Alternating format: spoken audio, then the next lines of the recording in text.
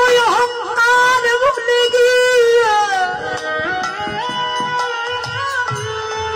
যদি কারো সময় থাকতে কৃষ্ণ বলে কাঁদো,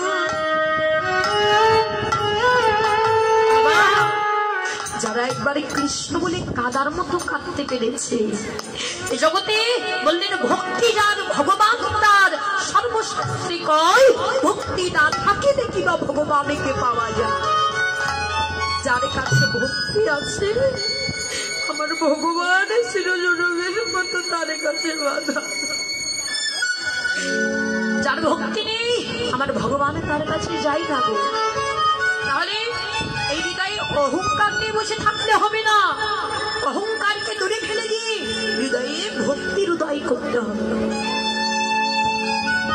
বাবা যার কাছে ভক্তি আছে ওই যে মাটির মন্দিরে মাটির যে মূর্তিটা দেখতে পাচ্ছেন না, মাটির বিগ্রহ, ওই ভক্তির নয়নে দেখলে ওরা স্বয়ং ভগবানকে দর্শন করবেন। আর যদি অহংকারের নয়নে দেখেন ওই মাটির মূর্তি, আপনি মাটির মূর্তি দেখতে পারবেন। যদি একবার ভক্তির নয়নে যদি দেখেন না বাবা ওই মাটির মূর্তি অচল মূর্তি সচল রূপ ধারণ করবেন। তাই গৌর হরিব হরিব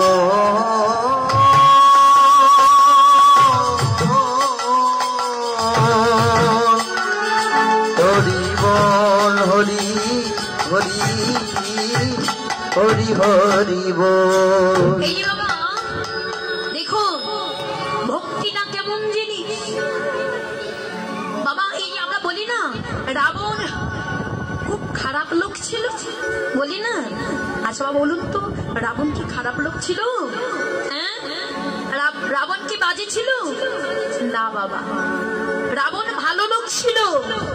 রাবণের হৃদয়েও ভক্তি ছিল, প্রেমী ছিল, কিন্তু জগৎকে দেখাতে পারে। আমরা উপরটা দেখি বাবা, ভিতরটা কয়জন দেখে? কার হৃদয়ে কতটুকু ভক্তি আছে এটা আমরা কি করে বলতে পারবো না বাবা। এই রাবণে কি করেছিল জানেন? সীতা ঠাকুরানীকে চুরি করেছিল বাবা। আমরা জানি রাবণ যদি ভালো লোক হবে তাহলে এই রাম রাবণের যুদ্ধটা কেন হলো, কেন হয়েছিল বাবা? আপনারা বলবেন যে রাম রাবণের যুদ্ধটা হলো ওই সীতা মাকে চুরি করেছিল কি বাবা?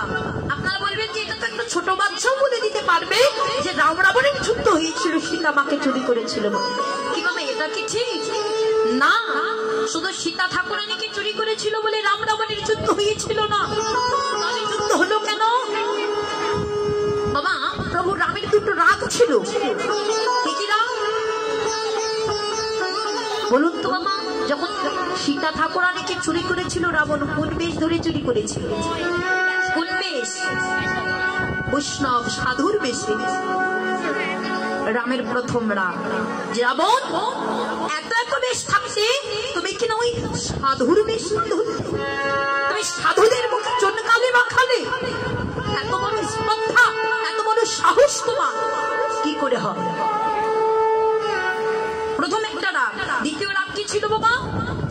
ওই যে একটা সোনার হরিণ ছুটে যাচ্ছে, মা সীতা ঠাকুরানী প্রভু রামকে ডেকে বলেছিল প্রভু গো ওই যে সোনার হরিণ ছুটে যায় কৃপা করে আমাকে এনে দাও। আচ্ছা বাবা বলুন তো সোনার হরিণ কি ছুটতে পারে, দৌড়াতে পারে?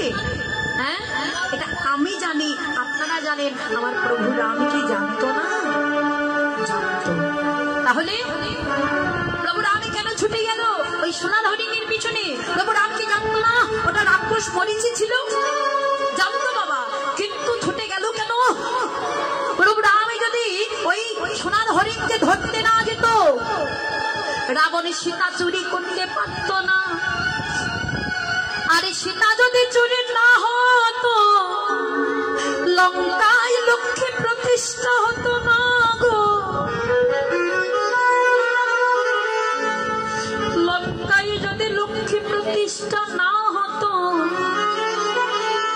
লঙ্কায় তুলসী বৃক্ষ হতো না, আর তুলসী বৃক্ষ যদি না হতো মহাপ্রসাদ হতো না, আর মহাপ্রসাদ যদি ওই ভক্ত সমাজে বিতরণ না হতো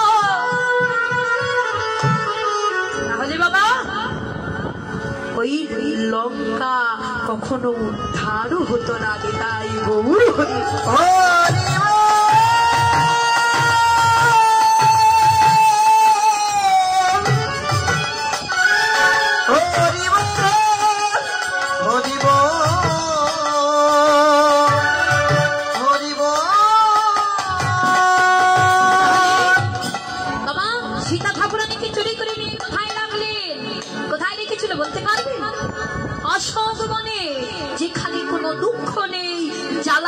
যন্ত্রণা নেই, সেই অশোক বনে রেখেছিল বাবা।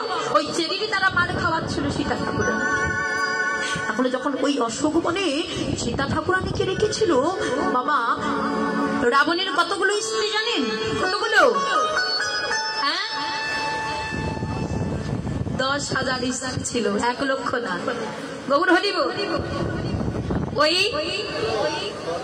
10,000 স্ত্রীর মধ্যে প্রথম স্ত্রীর নাম ছিল বাবা মন্দোদরী। মন্দোদরী রাবণকে ডেকে ডেকে বলছে, স্বামী তোমার এত এত স্ত্রী থাকা সত্ত্বেও তুমি সীতাকে কেন চুরি করে নিয়ে আসলে? হ্যাঁ, আবার চুরি করে নিয়ে এসেছো, ভালো কাজ করেছো, না হয় চুরি করে আনলে, কিন্তু তুমি অশুভ বনে কেন চেরির দ্বারা মার খাওয়াচ্ছ? মন্দোদরী নয়না জলে কেঁদে কেঁদে বললেন, প্রভু গো, এ তুমি কি কাজ করছো? এটা তুমি ঠিক করছো না। এত এত স্ত্রী থাকা সত্ত্বেও তুমি সীতাকে চুরি করে ওই অশোক বনে রেখে দিল। মন্দোদরী নয়না জলে কেঁদে কেঁদে বলছে, প্রভু এটা তুমি কি করলে? সীতা মাকে অশোক বনে রেখে তুমি চেরির দ্বারা মার খাওয়াচ্ছ কেন? বাবা, রাবণের কি সীতা ঠাকুরানীকে হরণ করার ইচ্ছে ছিল? ছিল না বাবা। তাহলে যদি হরণ করার ইচ্ছা থাকতো তাহলে ওই 10,000 স্ত্রীকে একটা ঘর দিতে পারলো, সীতা মাকে কি ঘর দিতে পারতো না বাবা? পারতো। তাহলে কেন ওই চেরির দ্বারা মার খাওয়াচ্ছে? সীতা ঠাকুরানীকে যত দুঃখ দেবে, যত কষ্ট দেবে, সীতা ঠাকুরানী তত হারাম হারাম করে কাঁদবে। আর ভগবান ভক্তের নয়নের জল সইতে পারে না। ভগবান ওই ভক্তের নয়নের, ভক্ত যখন কাঁদবে ভগবান ছুটে যাবে ভক্তের কাছে। সীতা ঠাকুরানীকে অশোক বনে রাখলেন। এবার রাবণ মন্দোদরীকে ডেকে ডেকে বললেন, মন্দোদরী শোনো, আমি সীতা মাকে কেন চুরি করে এনেছি জানো? কথা বলতে বলতে বাবা বলে বসলেন, সীতা মা, সীতা মা, সীতা তোমার মা হয়? গো পাগলিনী, সীতা তো আমার মা হয়। আমি সীতা মাকে কেন এনেছি জানো? শুনেছি কান টানলে নাকি মাথা আসে। ওগো মন্দোদরী, আমি কান টেনে এনেছি। তুমি জানো না মন্দোদরী, সীতা মা হলো আমার ভবপদা পরের তরণ। সীতা মা হলো আমার ভবপদা পরের তরণী। তরণী মানে কি বাবা জানে? নৌকা। বললে রঘু মন্দোদরী, সীতা মা হলো আমার ভবপদা পরের নৌকা। আমি ওই সীতা মাকে অশোক বনে যত দুঃখ দেব, চেরি দেওয়া যত মার খাওয়াবো, আমার ভগবান ছুটে চলে আসবে সীতার কাছে। আর আমি শোনো মন্দোদরী, আমি যাব না আমার প্রভুর কাছে, আমার ভগবান ছুটে আসবে আমার কাছে। মন্দোদরী, সীতা মা হলো আমার ভবপদা পরের তরণী। রাবণের কত ভক্তি দেখুন বাবা, রাবণেরও ভক্তি ছিল, কিন্তু জগৎকে দেখাতে পারে। রাবণ নয়নে জলে বহুলাসে কাঁদছে। মন্দোদরী যখন কাঁদছেন বাবা, মন্দোদরীও কাঁদছে। এবার রাবণ আমার মন্দোদরীকে ডেকে বলছে, ও মন্দোদরী, তুমি কাঁদছো কেন? কেঁদো না মন্দোদরী, আমি জানি আমার প্রভু রামের লঙ্কায় আসবে, আর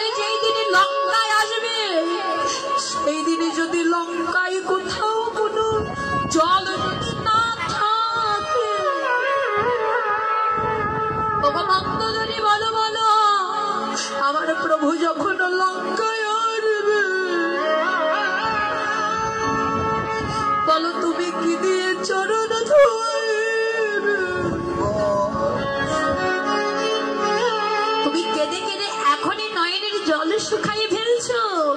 তুমি কেঁদো না মন্দোদরী, দেখো আমি তোমার মতো বোকা নই যে আমি কেঁদে কেঁদে নয়নের জল ফুরিয়ে ফেলবো।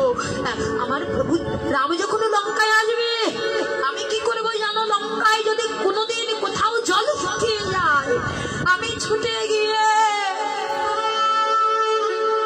প্রভু রামের চরণ দুটি আমার হৃদয়ে জড়ায়ে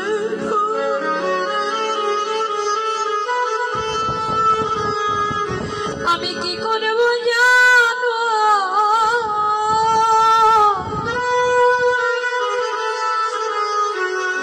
আমার নয়ন জলে চরণ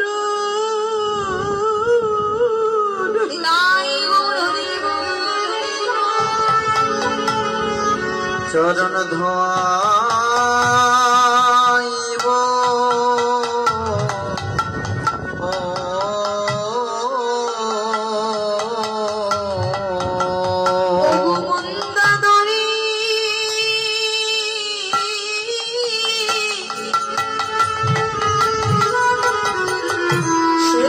আমি নয়ন জলে চরণ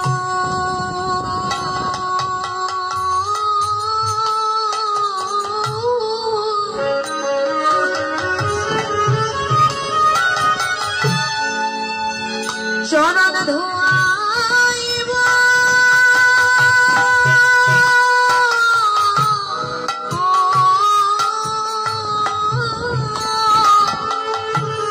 ওই চরণ দুটি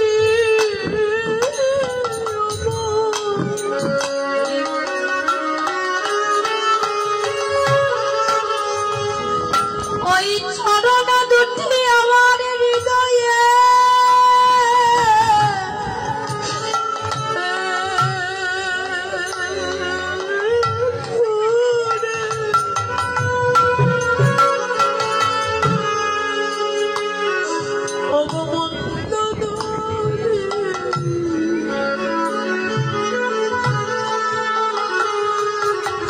আমার নয়ন জলে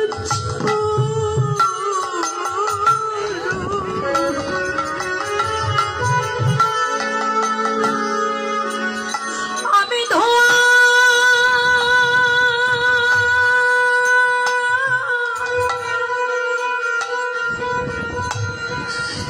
ধোয়াইব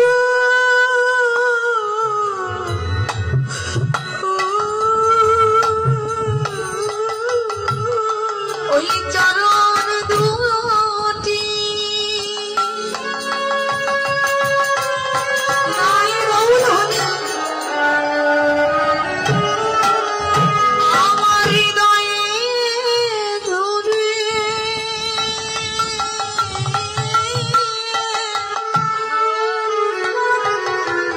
আমি যে নয়ন জলে চরণ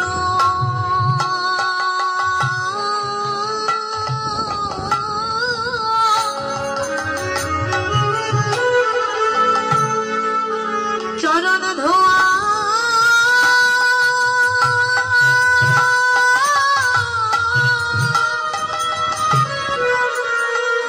চরণ ধোয়াইব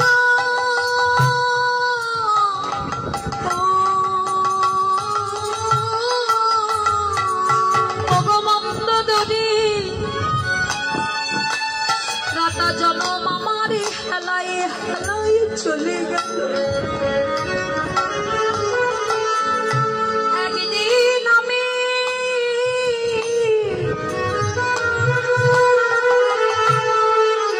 আমার প্রাণ গোবিন্দের কথা মনে করল। হেলায় হেলায় বেলা গেল ভগবন্তী জগতে আমি বড়